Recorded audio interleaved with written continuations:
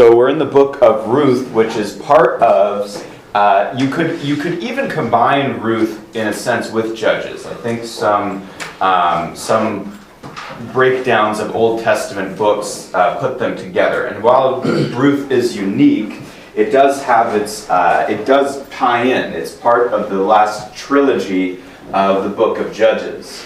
Okay, so remember, Judges has a trilogy at the end, or some stories at the end that show just how bad Israel has gotten. And it's affected all levels. It's affected the leadership, it's affected the priests, it's affected the people. Okay, there's idolatry, there's violence, there's sexual sin, there's civil war, there's unrest, there's not peace and rest in the land. They're not being loyal to God. So Judges is a very dark, disturbing time of Israel's history.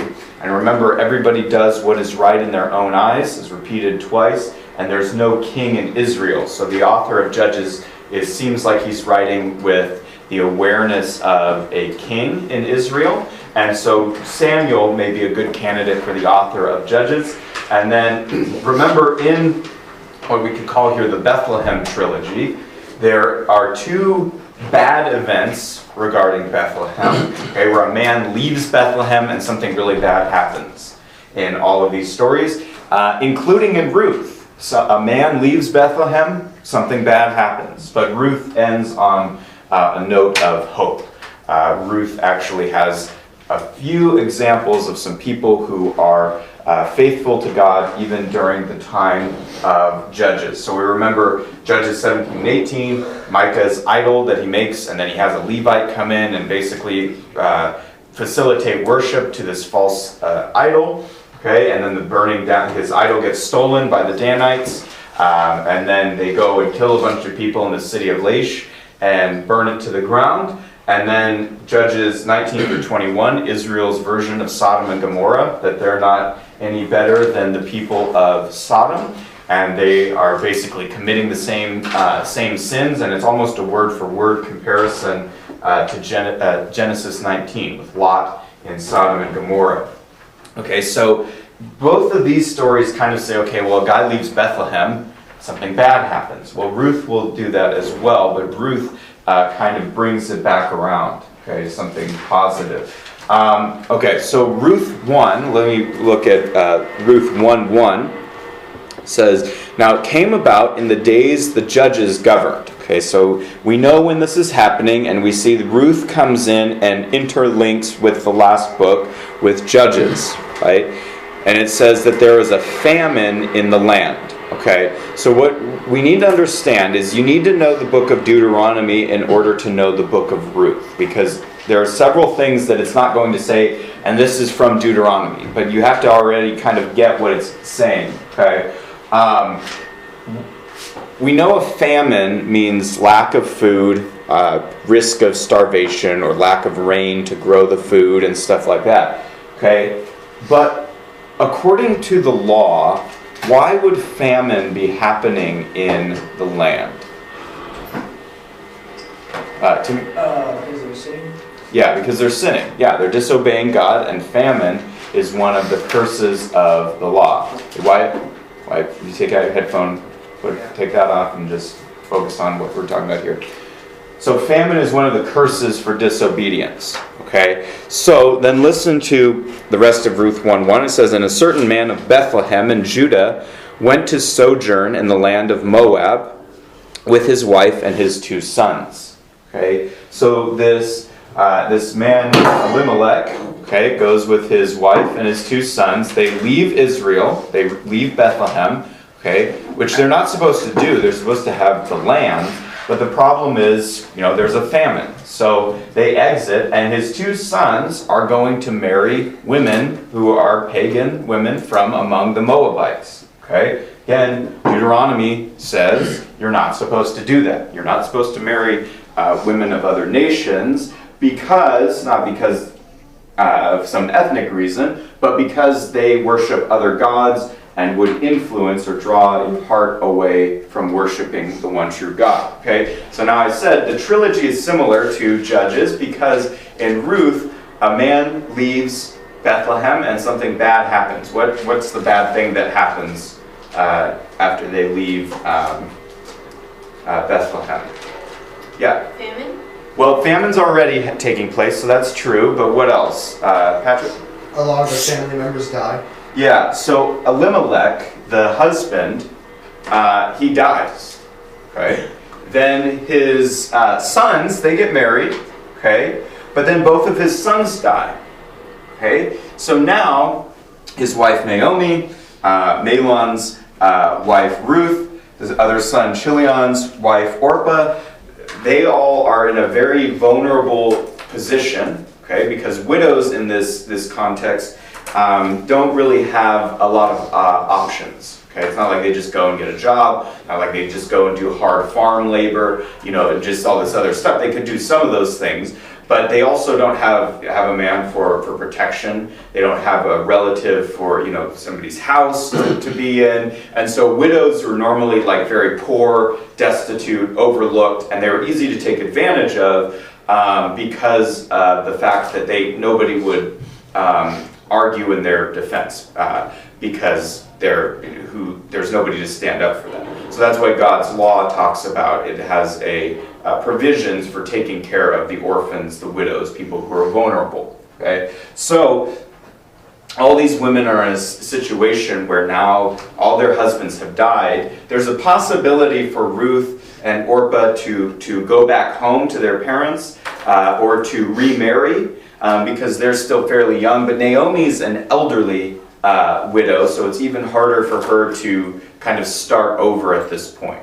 Okay, so let me read some verses from Ruth 1, okay, starting in verse 2. It says, "The name of the man was Elimelech, and the name of his wife Naomi, and the names of the two sons, Mahlon and Chilion, Ephrathites of Bethlehem in Judah.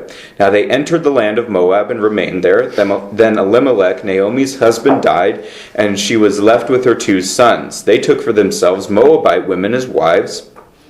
And the name of the one was Orpah, and the name of the other was Ruth, and they lived there about 10 years. Then both Mahlon and Chilion also died, and the woman was left bereft of her two children and her son and her husband." Let me just pause there. This also means, it's not just it's sad because people died.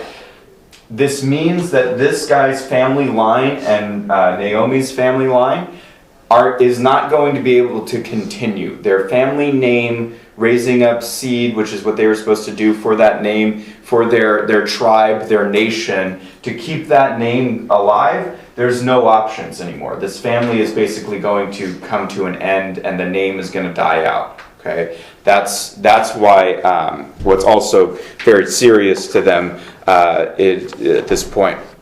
Okay, now so what's Naomi going to do in this situation? No sons, no husband, in a foreign land. What's she going to do? Go back to her hometown? Yeah, she's going to return back to Bethlehem. Look at verse 6. "Then she arose with her daughters-in-law that she might return from the land of Moab, for she had heard in the land of Moab that Yahweh had visited his people by giving them food. So she departed from the place where she was, and her two daughters-in-law with her. And they went on the way to return to the land of Judah. And Naomi said to her two daughters-in-law, 'Go, return, each of you to her mother's house.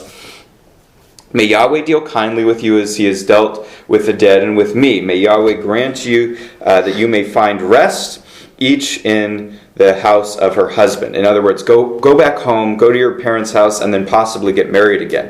"Then she kissed them, and they lifted up their voices and wept.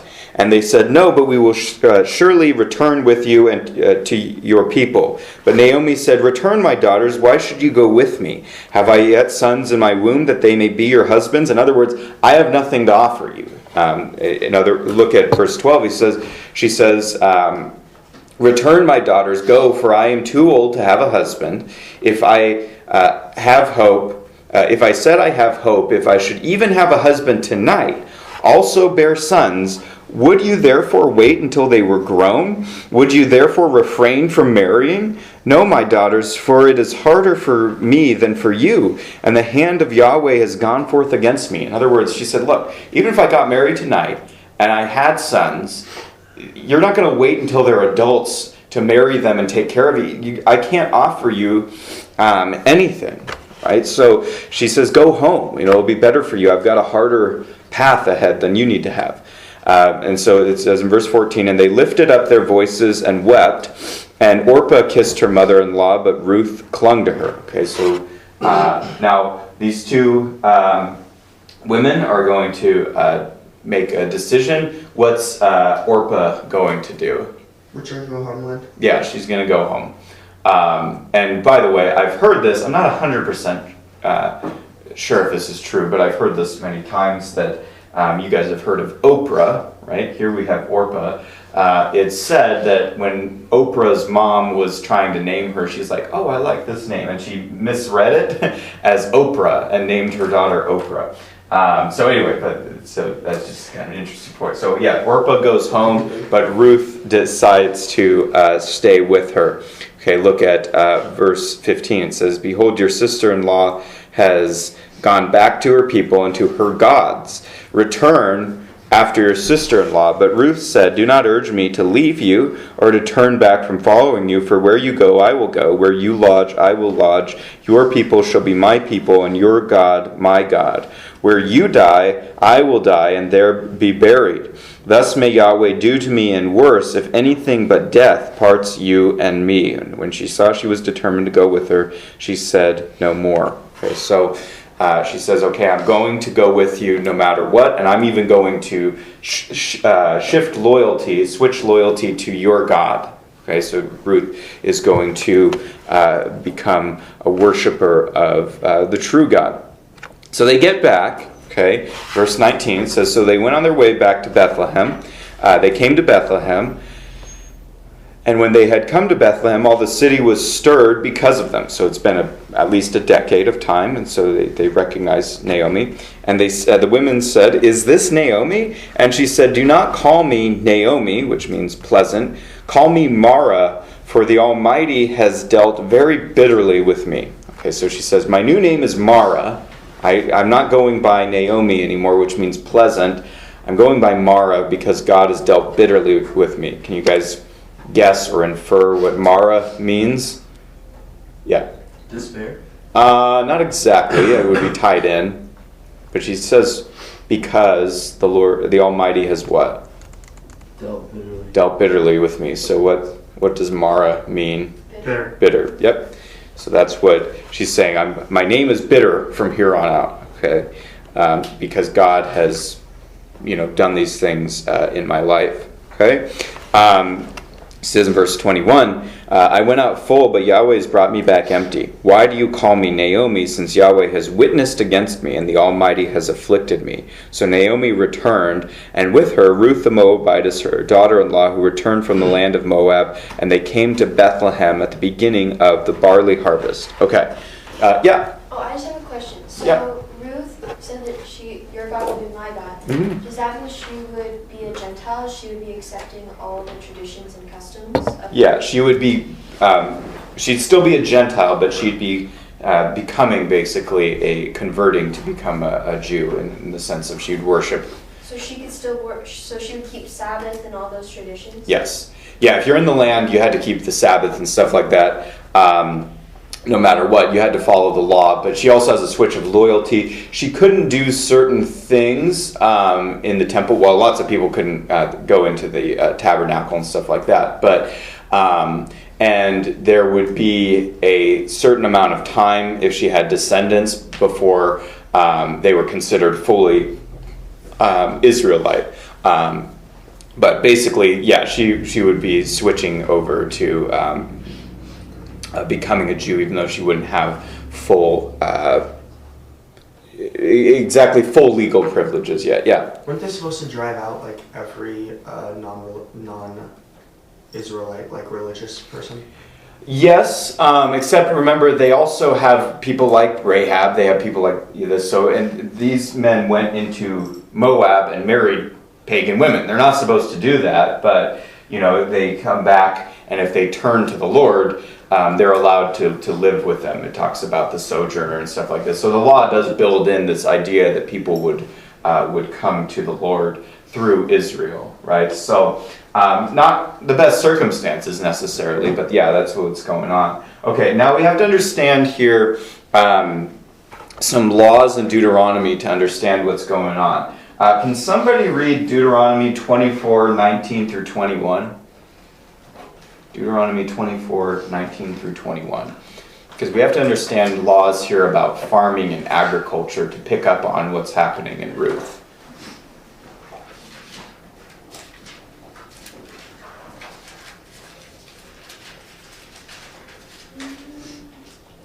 Okay, Macy? When you reap your harvest in your field and forget a sheaf in the field, you shall not go back to get it. It shall be for the sojourner, the fatherless, and the widow, that the Lord your God may bless you in all the work of your hands. When you beat your olive trees, you shall not go over them, and it shall be for the sojourner, the fatherless, and the widow. When you gather the grapes of the vineyard, you shall not strip it afterward. It shall be for the sojourner, the fatherless, and the widow. Okay, so basically Israel had some laws regarding farming that were actually applications of the 10th commandment, not to covet, not to withhold things from people that were due. Okay, now these laws are not enforced by the state. There's not a police officer saying, okay, did you actually do this? But basically it says this, okay, so if you had like a sheaf, a bag of, for your grain, and you're out in the field, and you and your workers are putting all the grain into these bags, and then at the end of the day you're grabbing a bunch of bags and taking them in, and then you think, oh wait a second, I think we forgot one of those sheaves way out in this field out there. What does the law say to do? So you forget a bag out there of grain. To leave it. Yeah, just leave it, is what God says to do. And why? Who's it for? Sojourners, orphans, and widows. Yeah, so for the people who are very economically poor and vulnerable, it just says, just leave it out there for them. Okay? So there's not a welfare state saying, okay, I'll tax you and give this money to these people who are poor. No, it just says, as you're doing these things, remember there are some poor people around here. If they're passing through your field, sometimes God will allow you to forget something. Just leave it. Maybe somebody else can use it. If you're shaking out your trees, like your olive trees, you'd have to beat the trees, the branches with a big stick or something, or shake them, and then the olives would fall down. But it says, get what you need off of it. Get your produce off of it, but you don't have to go through and pick off every single little olive. Leave that for people who are poor, widows, orphans, people who are passing through. And so it builds in this idea of what's called gleaning. Okay, so as they're picking up wheat in the field, there's some that gets dropped. Okay, so God's law basically just says, just leave some of it, and there are going to be some people who are poor who are going to come through and pick it up so that they can go home and make bread or have some fruit and vegetables and some oils and some things like this. Okay. Now, what this means is the poor people had to go to the field. They had to be allowed onto the field. Okay. They had to actually do the work to pick stuff up. And there's no police officer saying, hey, did you take X percentage of your stuff and leave it for the poor? No, this is between a person and God. Okay. So anyway, so the law says that poor people, that widows, can go to fields and basically pick up what's left over so that they can have food to provide for themselves. Okay, so that's what Naomi is going to tell Ruth to do in Ruth chapter 2. She's going to follow the law of gleaning. And whose field is she going to end up at? Yeah, Boaz. Yep, who is a relative of Elimelech and Naomi. Okay, so this is somebody who's going to have care for them. Okay, so look at Ruth 2. It says, now Naomi had a kinsman of her husband, a man of great wealth, of the family of Elimelech, whose name was Boaz. And Ruth the Moabitess said to Naomi, "Please let me go to the field and glean among the ears of grain after one in whose sight I may find favor." Meaning, this field would be probably safer since it's owned by a relative. And she said to her, "Go, my daughter." So she departed and went after and gleaned after the reapers, and she happened to come upon the portion of the field belonging to Boaz, who was of the family of Elimelech. Now behold, Boaz came from Bethlehem and said to the reapers, "May Yahweh be with you." And they said, "May Yahweh bless you." Then Boaz said to his servant who was in charge of the reapers, "Whose young woman is this?" The servant in charge of the reapers replied, "She is the young Moabite woman who returned with Naomi from the land of Moab." And she said, "Please let me glean and gather after the reapers among the sheaves." Then she came and remained from morning until now, as she has been sitting in the house for a little while. Then Boaz said to Ruth, "Listen carefully, my daughter. Do not glean in another field. Furthermore, do not go on from this one, but stay here with my maids. Let your eyes be on the field which they reap, and go after them. Indeed, I have commanded my servants not to touch you. When you are thirsty, go to the water jars and drink from what your servants draw." So we see Boaz here is rich, but he's also godly. He provides for the poor, and he takes care of Ruth here. And it says in Ruth 2:10, "Then she fell on her face, bowing down to the ground, and said, 'Why have I found favor in your sight that you should take notice of me, since I am a foreigner?' Boaz replied to her, 'All that you have done for your mother-in-law after the death of your husband has been fully reported to me, and how you left your father and mother in the land of your birth and came to a people that you did not previously know. May Yahweh reward your work and your wages be full from Yahweh, the God of Israel, and under whose wings you have come to seek refuge.' Then she replied, 'I have found favor in the sight of my Lord, and you have comforted me, and indeed spoken kindly to your maidservant, though I am not like one of your maidservants.'" Okay, so there's this connection between Boaz and Ruth. Okay, and so this is because of the law of gleaning. He says, just instead of going to the next field, just stay in my field, stay with my maidservants, where it'll be safe. You can have water. So he takes notice of her and pays special attention to her. Okay, and that gets us to Ruth chapter 3, where Naomi is going to think through, okay, it would be really good for everybody if Boaz could marry Ruth. That would mean that everybody would be taken care of. Okay? Then Naomi, her mother-in-law, said to her, "My daughter, shall I not seek security, and it be well with you? Now is not Boaz our kinsman, with whose maids you were? Behold, he winnows barley at the threshing floor tonight. Wash yourself, therefore, and anoint yourself, put on your best clothes, and go down to the threshing floor, but do not make yourself known to the man until he's finished eating and drinking." Okay, we got to understand another thing from Deuteronomy for Ruth 3 and 4. We have to understand what's called Levirate marriage, and the concept of what's called a kinsman redeemer.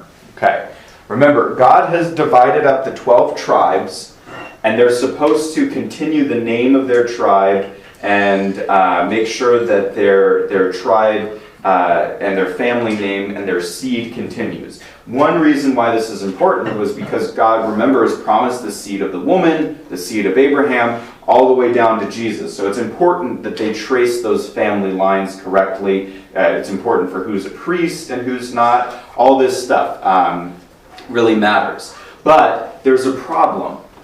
If you're in a situation like Naomi, that means that her husband's name and that family name is going to die out from Israel, right? So basically their family is going to, the name of their descendants is going to come to an end.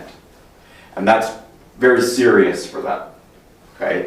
And for all the tribes of Israel, because it means they're not carrying on the lineage of their tribe, okay? So here's the situation of Levirate marriage. Can somebody read Deuteronomy 25 and then verses 5 and 6? Deuteronomy 25 verses 5 and 6.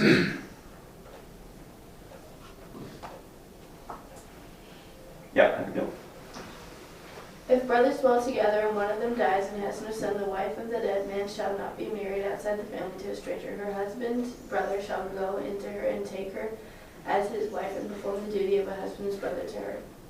And the first son whom she bears shall succeed to the name of his dead brother, that his name may not be blotted out of Israel. Okay, so here's how that law worked, and it's going to be kind of foreign to us, but we're not trying to carry on necessarily like family names, family lines. Okay, so if I had a brother, which I don't, and my brother was married, and he died before they had any children, that means his family line is pretty much done, unless, what would the law ask me to do in that situation? Marry his wife. Yeah, I would take his wife, marry her, and we would have children, hopefully. I'd have a son, okay? And that son would not be officially in my name. You'd have a personal, father-son relationship, but he would officially inherit the name and the estate of his dead father. So that way I would keep the family line going for my brother, because I want his name and his family line to survive. Now, me doing that means I may bear a couple of costs, right? That means my inheritance and stuff gets kind of tied up with him and kind of defaults over to my brother. But while I'm alive, I manage all that. So I have some advantages from that, but I also have some disadvantages from that. Also, if I have another wife and children, there's complications that come into that, because I may threaten what I leave to them by having a son for my brother. There's also the issue of, does this allow for, what if somebody's already married? Does it allow for polygamy? It's a little bit difficult to say. Polygamy is not God's desire. However, God did allow that in certain circumstances, although he views it as sinful. But you have to understand also just how vulnerable number one, widows and orphans are, and number two, how important it was to carry on the family name. Patrick, did you have a question? I got answered. Never mind. Okay, so, but I don't have to do this if I don't want to, but there would be consequences from that as well. Okay, so now Ruth is told to go to Boaz, and he's going to be at the threshing floor. Okay, so at the end of the harvest, do you guys know what a threshing floor is? Okay, so basically there's a edible part of wheat or barley and a non-edible part. And you have to smash it, break it up. You'd have like an ox walk across it or something like that. And then you'd be throwing this stuff into the air so that the non-food part, the chaff, kind of blows off, and then the heavier wheat kernels drop to the ground, and then you collect those. But what these guys did, these farmers did, was they kind of made this into something kind of fun, made it into kind of a celebration of God's goodness in the harvest. So they would eat, they would have dinner together, and they would get that work done, and then they would spend the night there to make sure nobody stole stuff and things of this nature. And so that's what Boaz is going to be in charge of and busy doing for his own field. Now, Ruth is instructed by Naomi to go do something that seems kind of strange to us, but to them it would have made sense. She's going to kind of go and offer herself as kind of a marriage proposal. In Ruth 3, how she's going to do this is after Boaz lays down under his blanket to go to sleep, Ruth is going to go and kind of take the blanket off of his feet and lay down next to his feet until he wakes up. And then he wakes up and sees her there, and this is kind of like, all right, I'm interested in marriage. Are you in? Right? So ladies, if you're interested in a guy, don't do that. But but this was the cultural custom, and the guys don't do that either. This was the cultural custom, for this time. But there's a problem. Boaz is interested in marrying Ruth. This would be a good situation for all of them. Okay, but there's kind of a problem. Okay, so look at Ruth chapter 3, Okay, so 3:9, he says, this is when he wakes up and sees Ruth, and he says, "Who are you?" She answered, "I am Ruth, your maid." So spread your covering over your maid, for you are a close relative. In other words, he gives her some of the blanket. Then he said, "May you be blessed of Yahweh, my daughter. You have shown your last kindness to be better than your first, for not going after young men, whether poor or rich. Now, my daughter, do not fear. I will do for you whatever you ask, for all the people in the city know that you are a woman of excellence. Now, it is true that I am your close relative. However, there is a relative closer than I." Meaning, there's somebody else who would get the right to perform this duty first, to marry Ruth, to get Elimelech's land. There's somebody closer to you, so legally, he gets the right of first refusal on that. Okay, so they're going to have a talk and work that out if he wants to do this or does not want to do this. Okay, so he says, "Remain this night, and when morning comes, if he will redeem you, good, let him redeem you. But if he does not wish to redeem you, then I will redeem you as Yahweh lives. Lie down until morning." Okay, so now we've got a situation where there's another close relative who may want to marry Ruth, take over the estate of Elimelech, get his land, and provide a larger sum of inheritance for his own family. He actually doesn't know about Ruth yet, so he thinks he may be able to just purchase the land and bring it into his estate. Okay. Now, can somebody read Deuteronomy 25:7-9? There's an exception to this law. Sophia. "And if the man like not to take his brother's wife, then let his brother's wife go up to the gate unto the elders and say, My husband's brother refuseth to raise up unto his brother a name in Israel. He will not perform the duty of my husband's brother.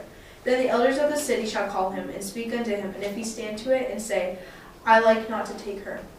Then shall his brother's wife come unto him in the presence of the elders, and loose his shoe from off his foot, and spit in his face, and shall answer and say, So shall it be done unto the man that will not build up his brother's house." Okay, thank you. So, a man does not have to do Levirate marriage, okay? But if that takes place, there has to be a legal, recognized refusal to do that, showing that you do not have access over the property or inheritance of your brother anymore, okay? So, if this does not take place, what needs to happen? If a man does not want to take his brother's wife to raise up seed and a name for his brother, what ritual has to take place?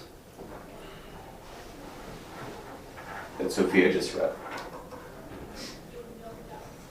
He has to go up to an elder and take off his shoe or something. So yeah, they have to, in the presence of the elders, the wife of the dead man has to come up to the dead man's brother, and she has to remove the sandal from his foot. Now this kind of sounds weird to us, but what this is showing is it's going to be basically evidence that this contract, this refusal to marry, has taken place. So she's going to take the sandal off, and she's going to spit at her brother-in-law, basically, and say, "Thus it shall be done to the one who does not wish to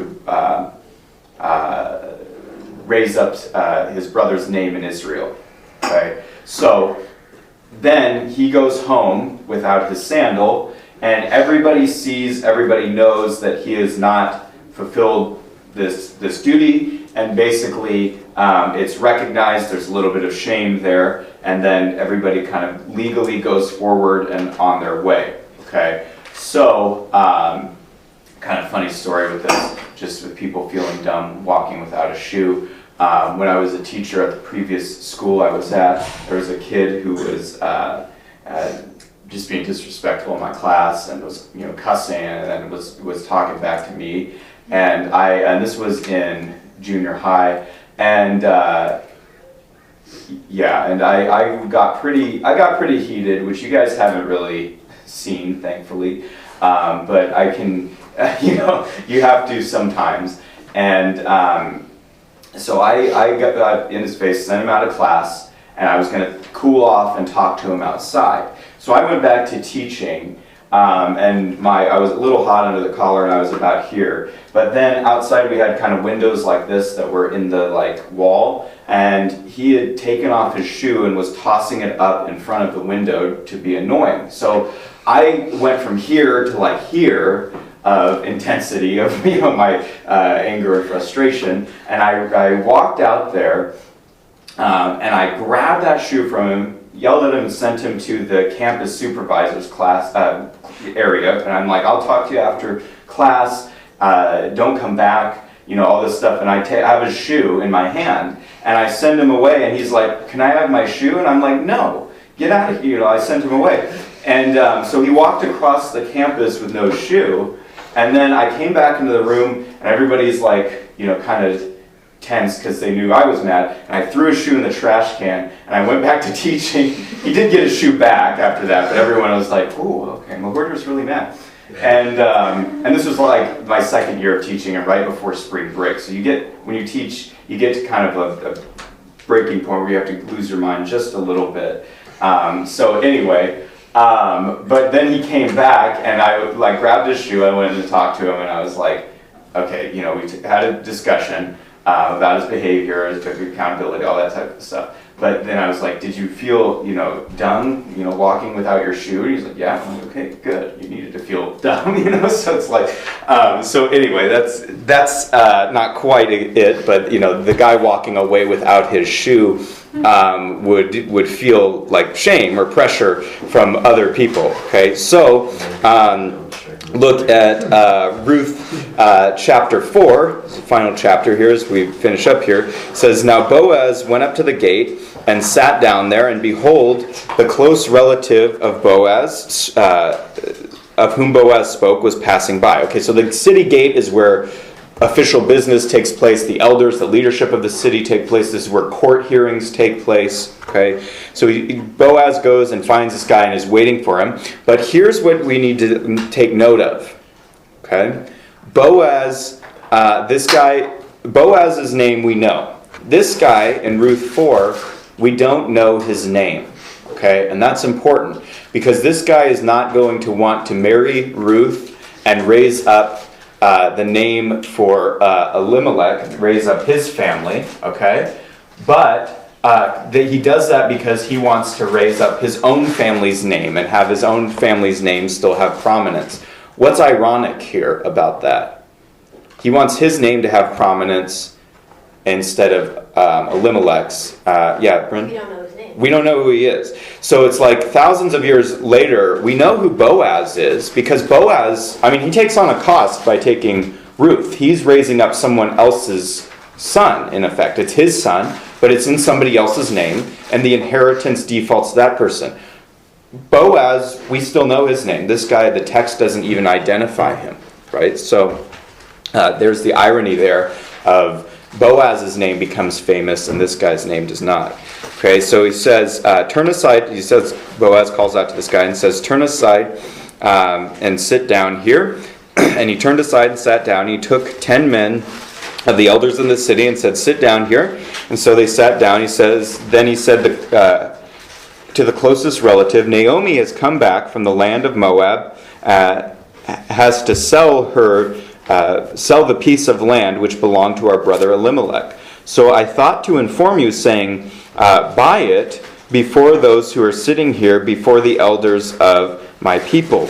If you will redeem it, then redeem it. But if not, tell me so that I may know, so that I may redeem it after you. And he said, I will redeem it. So hang on. So he thinks that there's this, he's like, oh, okay, sweet. I can purchase some real estate from my dead cousin and add to my landed estate. But there's a catch. He doesn't know about Ruth. Yeah. So was there a leader of each tribe, or was it kind of every man for themselves? There were leaders of each tribe, but there were probably several leaders down to individual groups and stuff like that. So yeah, this is where the elders of that particular city were, and they would handle like legal issues in the city and contracts and stuff like that. And is this in the tribe of Benjamin or no? No, this is in Bethlehem. Okay, cool. So it's the region of Judah. Okay. So this guy's going to buy the land, but he doesn't. There's a catch. He doesn't know about Ruth. Look at Ruth 4:5. It says, Then Boaz said, "On the day you buy the field from the hand of Naomi, you must also acquire Ruth, the Moabitess, the widow of the deceased, in order to raise up the name of the deceased on his inheritance." The closest relative said, "I cannot redeem it for myself because I would jeopardize my own inheritance. Redeem it for yourself. You may have my right of redemption, for I cannot redeem it." So in other words, he says, okay, if I take Ruth, then that means I would have to produce a son that would take over the inheritance, and that would threaten giving the inheritance to my children. So he gives up the right to do that. It says, "Now this is the custom in former times in Israel concerning the redemption and the exchange of the land. To confirm any matter, a man removed his sandal and gave it to another, and this is the manner of attestation in Israel." Basically, there's the proof. So the closest relative said to Boaz, "Buy it for yourself," and he removed his sandal. Okay, and so everybody witnesses this, and Boaz marries Ruth. So this is kind of nice. It's like a kind of nice love story here. They get married. They have a child. They say they put the child on Naomi's lap, and people basically say this is like Naomi's child. It's her grandson, but it's someone who can carry on the family line. Okay, but here is what the book of Ruth bridges for us. So Boaz, yes, he's a good guy. He's a godly man. It's kind of romantic. Him and Ruth get married. It's kind of a nice story. However, this is important in terms of the overall biblical story, because Boaz and Ruth will be in the line of who? Well, two people. David. David is ultimately the point, and then who else? Jesus. Yep. So this is where God is continuing the seed promise all the way back from Genesis 3. It's given to Abraham. It's given to Judah. It's given continually. Okay. And now we get to David, where this is going to bridge us to the time of the kings, right? So now we see that David's lineage is proven by this. So by Boaz doing this act, we get to David, right? So and then ultimately this genealogy here at the end of Ruth will be imported into Matthew 1 to prove that Jesus is the Messiah, that he is the right king, that he's of the son of Abraham and the son of David. In fact, the last line of the book in Ruth 4:22 says, "And to Obed was born Jesse, and to Jesse David." Okay, so David is the last word of the book, which interlocks it with 1st and 2nd Samuel. That we're going to have in 1 Samuel the theology of what king and kingdom means and what needs to take place. And then we're going to see the wrong king, the people's choice, Saul. And then we're going to see the right king with David. Right? And that's what 1st and 2nd Samuel starts to establish and to prove. And then Israel will be under the rule of kings until they go into exile. And God says, no more kings, no more priests until one comes who will unite them both, which is Christ. Okay, so Ruth really ties these things together, shows that God's plan is still working. He's still accomplishing these things, even in the context of Judges. Yeah. What was longer, the time under Kings or the time under Judges? The time under Kings.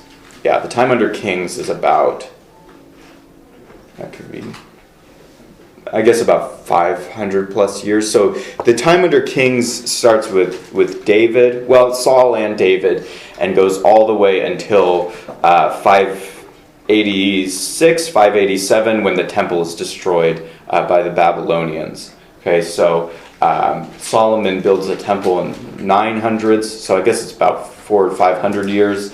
The time under the Judges, I guess we'd have to add that up, but I think the time under the Judges is still shorter than the time under Kings. And the Kings don't fully do their job either, right? They have potential because of the Davidic covenant that if they obey God, they can produce these great results. But because of their sin, they ultimately fail. And that's what the prophet Micah talks about. The kings have failed, so you need one king to start them all over. And that king is going to be a new David, and so he's going to be born where? Bethlehem. Yep, he's going to be born where David was born to start the whole thing over. And so that's why it's important. Jesus is born in Bethlehem. Okay, so we